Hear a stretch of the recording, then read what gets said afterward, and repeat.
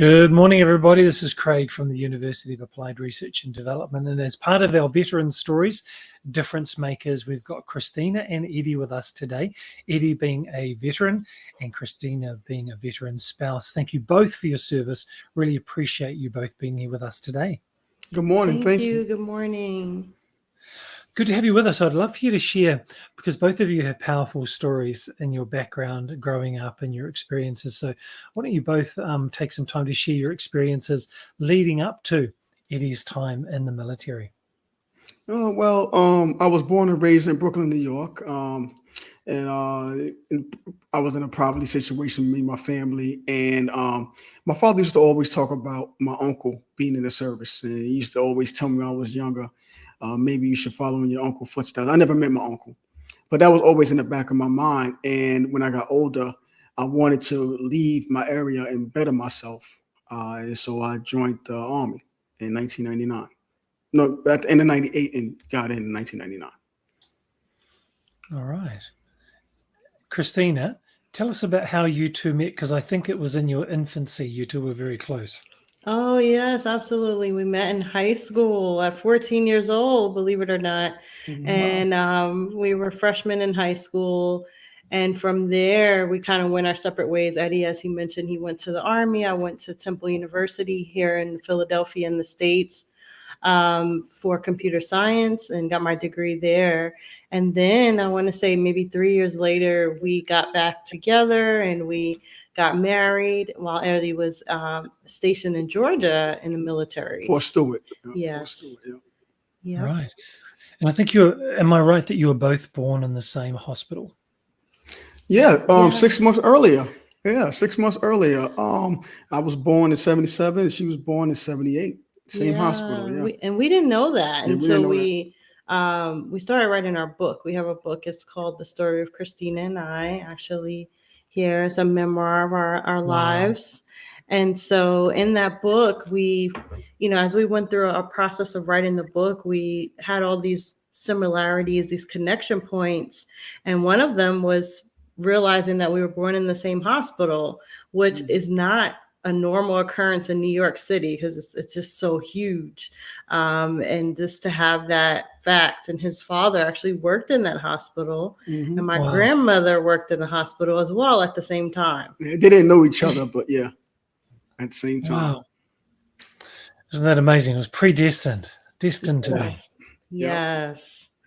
Yep. And I understand that both of you have had some challenges in your in your childhood and growing up, your adolescence, that led up to you obviously coming together. Why don't you share with us some of your background? Well, my background, like I said before, I was my family was my mother passed away when I was young, and I had a stepmother. So she passed away when I was 14. So I mostly grew up with my father, and I grew up in the projects. So it's mostly drugs and crime and stuff like that. So I kind of had it rough than what she had it. She lived in Brooklyn too, on the other side of Brooklyn. And it was still a bad neighborhood area, but her family was closely knit and mine wasn't. So we want to talk about your family. And I think that's one of the things that we learned, the dichotomy of our upbringing was highlighted in our book, because we both grew up in Brooklyn, but we have these very separate upbringings. And together we were able to combine and, join our strengths to get married and then have a family. So that allowed me, I had a lot more exposure. My family had property in Hamptons in New York. And, so we were able to do a lot more, and excellence in terms of education was a primary focus for me. And on my side of the family, education wasn't a focus for us. So most of the time, we was seeing the daily stuff and trying to survive.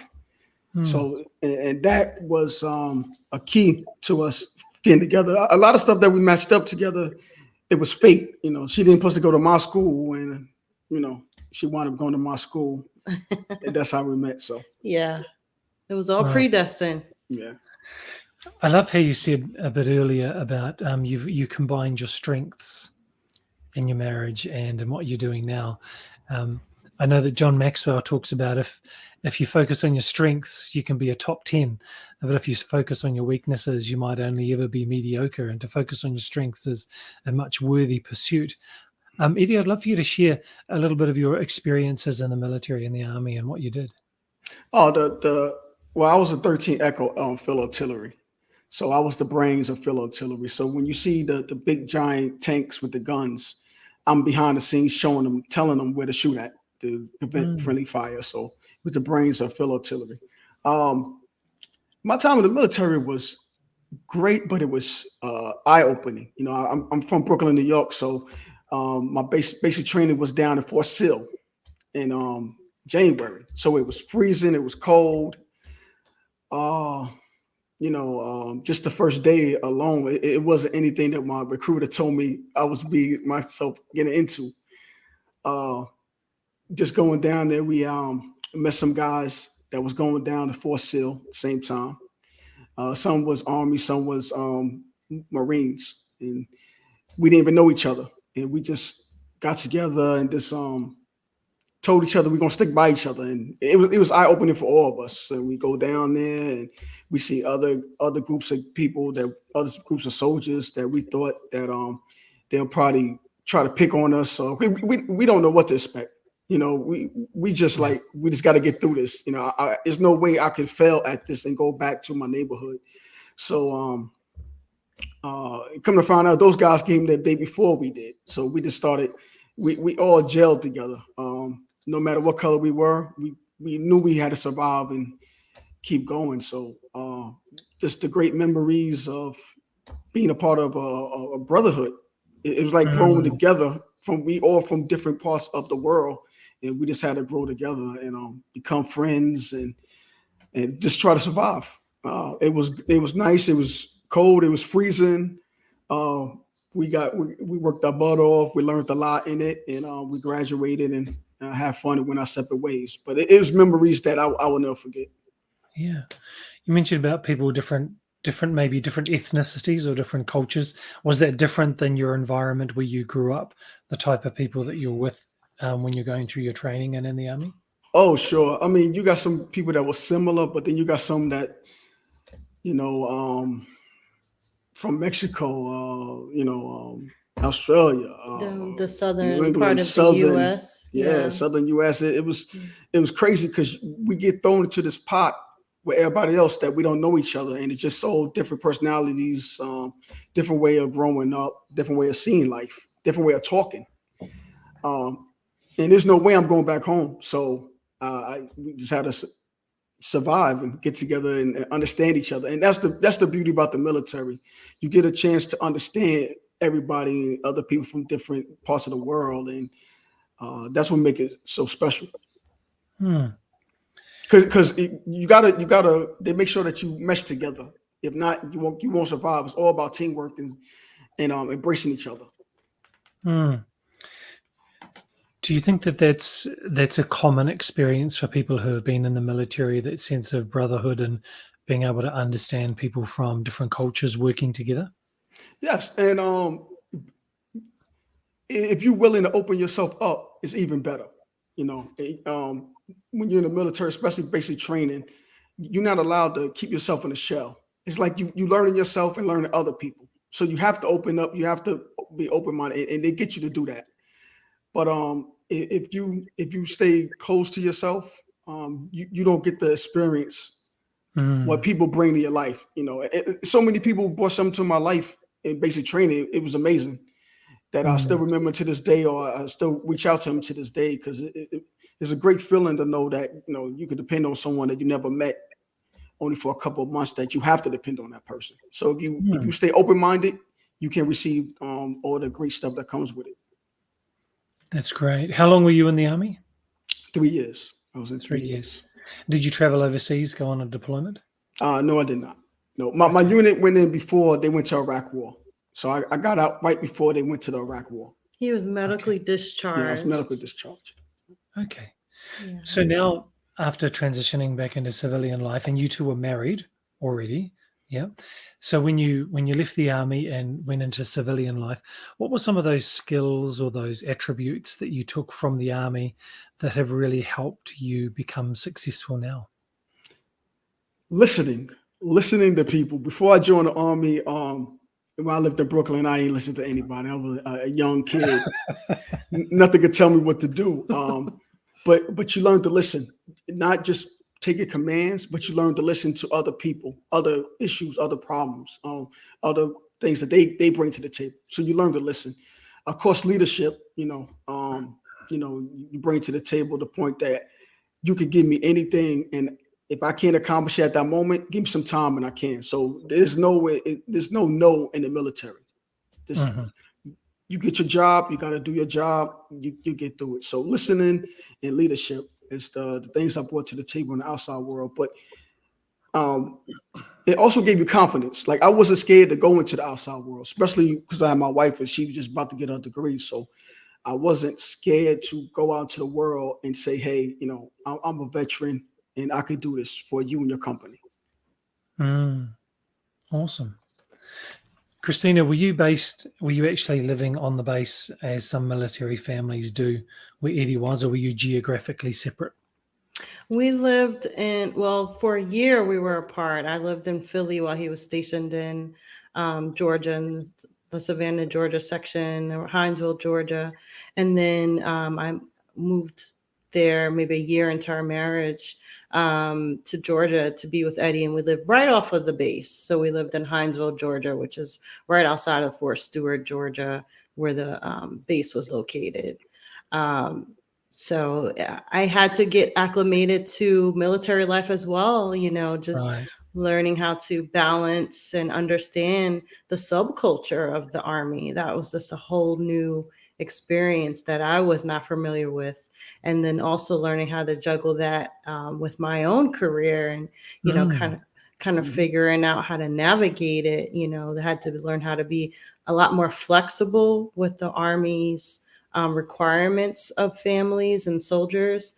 And so that was a big skill that I learned, taking that and just learning that resiliency and flexibility was the big thing I think I would And take it's crazy away. because I'm new to the military, so I'm 1 year in. So now, I'm a soldier for 1 year. I get married, and now we automatically a family with a baby on the way.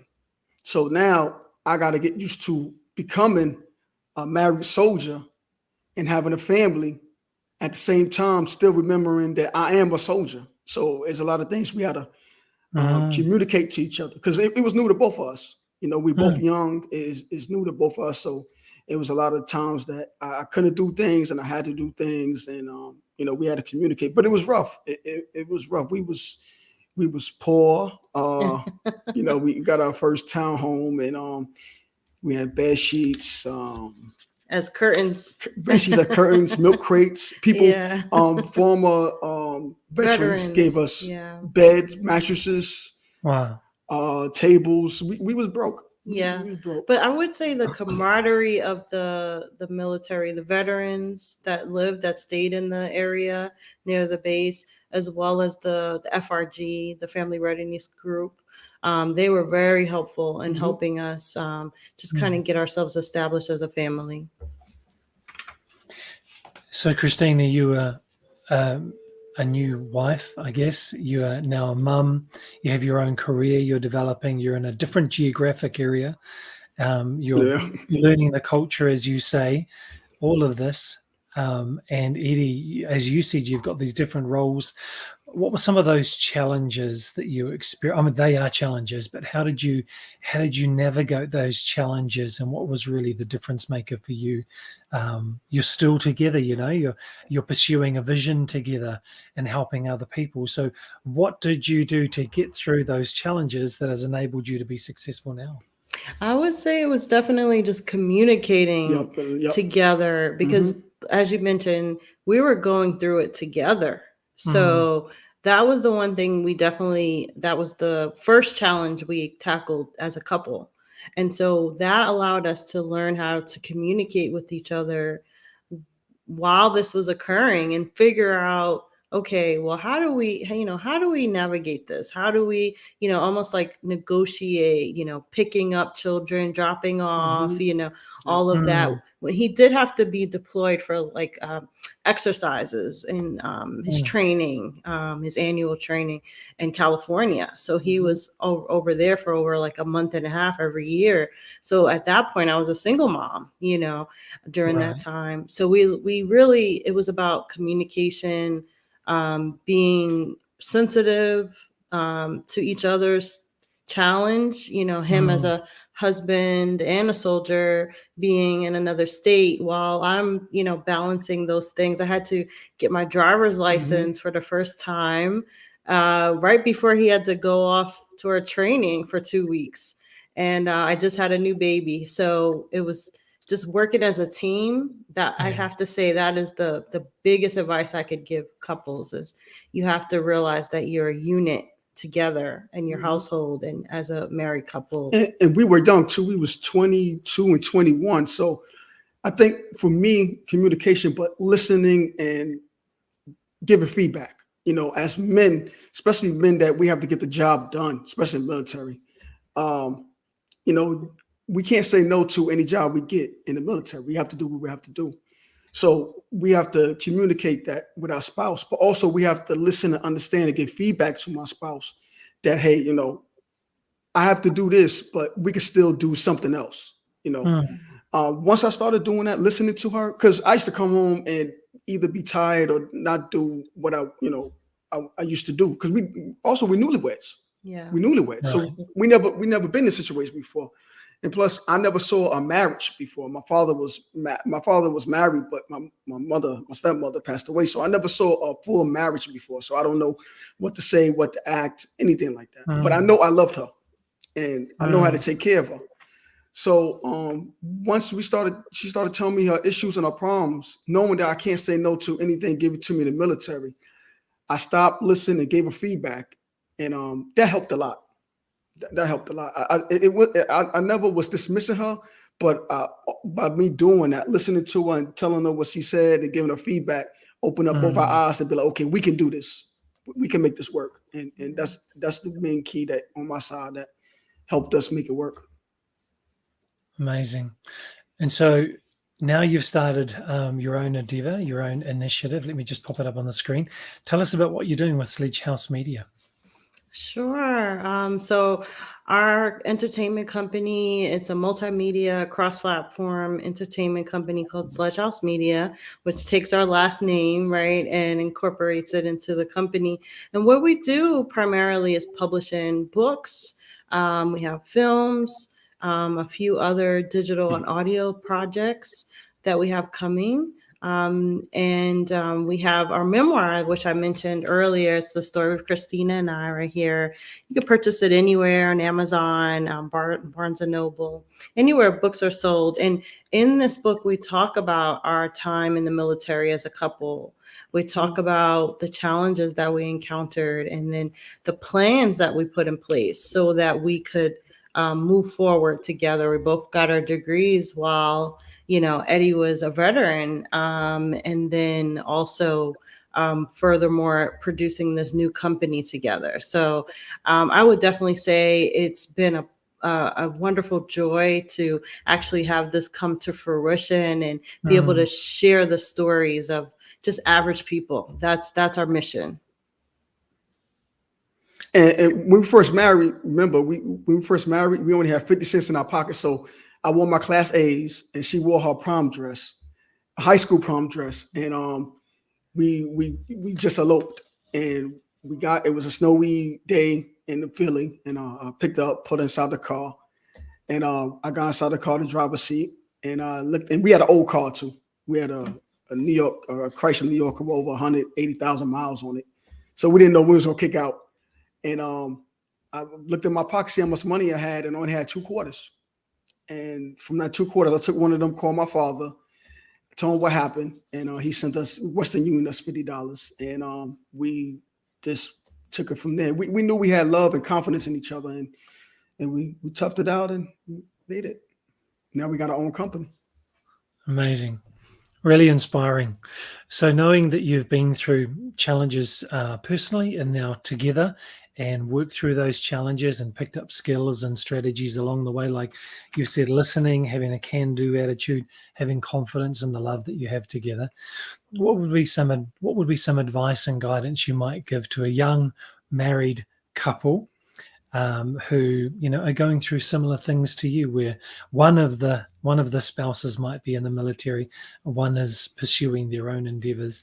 What's some advice and guidance you might give them? You go first. What advice would you give someone? I would definitely say that go into it knowing that it will be challenging. Like, you will be challenged, you will, but you also have to realize that there's several benefits that come with being in the military or then transitioning out of the military. I would definitely say take advantage, and I know Eddie would agree with this, take advantage of like a GI Bill. Because that was so crucial to our success as a family. Eddie was able to get his bachelor's degree using his GI Bill, as well as his master's degree using the post GI Bill, and that allowed us to just propel to the next level post military. So I would definitely say do that, and then also as a wife, to remember that you're there to support your spouse, or if you're a husband supporting your wife, you're there to support them. So it's a good thing to just communicate all the time and understand that you're a team, and you can get through it. We're living proof of that. I would say, I always said that every marriage is a different fingerprint. What works for your marriage may not work for my marriage. And a lot of times before we get married or while we marry, we're young, we take other people's issues or problems and bring it into ours, or think it may be into ours. Just look at life, look at your marriage as a different fingerprint. Y'all two can set what you want together, and try not to let any outside influences come in and can ruin your marriage. Keep everything in your household to yourself. If you don't want anyone to know about it, then keep it to yourself, because it might come back and can also hurt your household. Yeah, stick together. That's great advice. Look, I want to thank you both. Thank you very much for your time.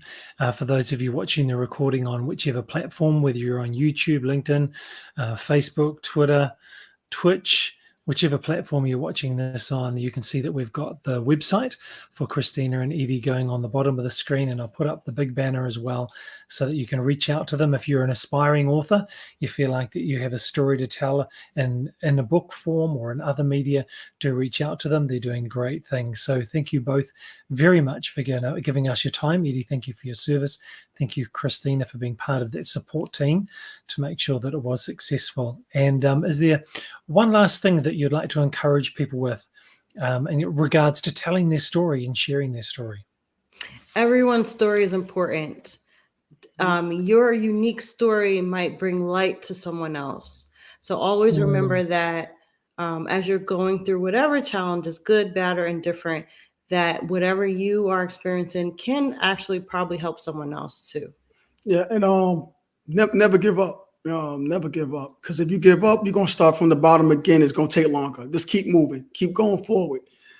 We are living proof of a family that struggled our first year in the military, and we came on and stuck together and live life together. So, but take advantage of all the benefits that the military gives. The military gives, like GI Bill, post GI Bill, VA loan. Take advantage of it, because all veterans earned it, and it's definitely useful.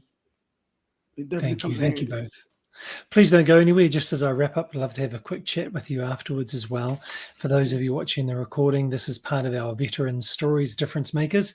And so we're delighted to have had Christina and Eddie with us sharing their story. Join us again on another episode. We look forward to seeing you and hearing more stories from veterans and spouses and how they've navigated their journey and what they're doing now. So we'll see you again.